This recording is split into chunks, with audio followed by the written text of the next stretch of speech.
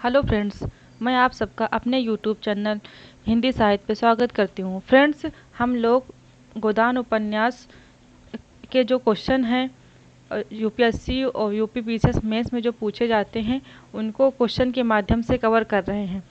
Question है समकालीन विमर्शों के परिप्रेक्ष्य में गोदान उपन्यास का मूल्यांकन। इसका आंसर है कोई भी अच्छी साहित्यिक कृति कालबद्ध नहीं होती, बल्कि काल परिवर्तन के साथ नए तरीके से अर्थवान होती चलती है।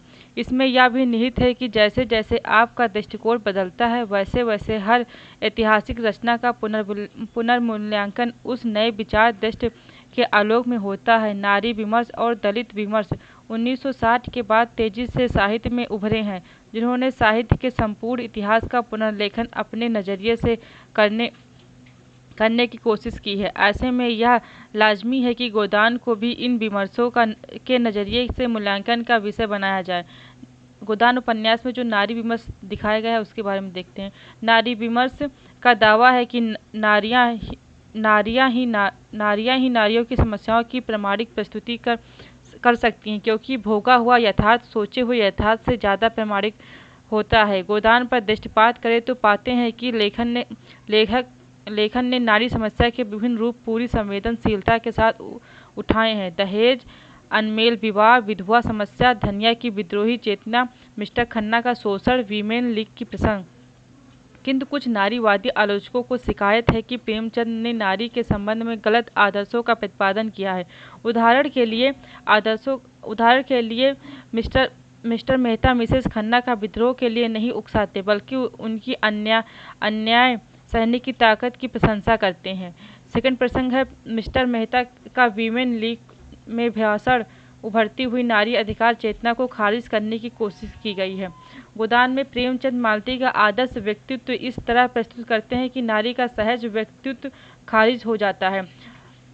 गोदान में प्रेमचंद जी ने दमड़ी बसोर का होरी से कहा गया यह कथन भी नारियों के विरुद्ध प्रतीत होता है। बड़ी नाकिस जात है, महतो किसी की नहीं होती। औरत को भगवान सब कुछ दे, रूप न दे, नहीं वह काबू में नहीं रहती है। गोदान उपन्यास में जो दलित विमर्श दिखाया गया है उसको देखते हैं। दलित विमर्श के समर्थकों ने प्रेमचंद को कटघरे में खड़ा किया है, क्योंकि उन्हें लगता है कि प्रेमचंद जातिवादी चेतना से मुक्त नहीं है। रंगभूमि और कफन जैसी रचनाओं में यह आक्षेप प्रबल रूप में हुआ है। गोदान भी उसका अपवाद नहीं है।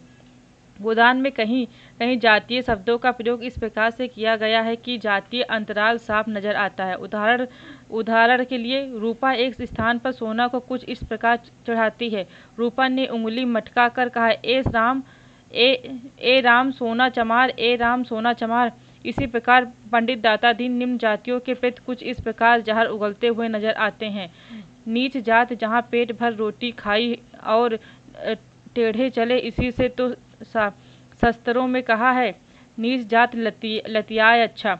वस्तुतः प्रेमचंद को इन कथनों के आधार पर जातवादी कहना और बेहद गलत होगा। पंडित दाता दीन घोर जातवादी व्यक्ति हैं, इसलिए कहलाया गया है। ऐसे कथानक योजना की दृष्टि से स्वाभाविक है। माता दीन और सिलिया का अंतर जातीय प्रेम प्रसंग तत्कालिक गांधीवादी आग्रह का परिणाम है, जिसके अंतर्गत महात्मा गांधी लगातार अंतरजातीय विवाहों को प्रोत्साहन दे रहे थे। इसी प्रकार सिलिया के परिवार का विद्रोही तेवर उस समय उभरती हुई दलित चेतना का परिणाम है, जो डॉक्टर अंबेडकर आदि दलित चिंतकों के नेतृत्व में पनप रही थी।